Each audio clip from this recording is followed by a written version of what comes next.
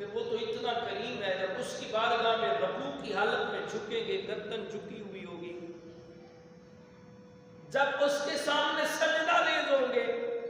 پیشانی اسی وحدہ لا شریک کے آگے جھکی ہوئی ہوگی، اللہ کریم نے فرمایا تھا فرشتوں آؤ ذرا دیکھو تو صحیح نہ میرے جھک گیا ہے نا، آ گیا نا میری تحریز میں، اب جب میری تحریز میں آ گیا ہے تو اب رب کی رحمت یہ گوارا نہیں کرتی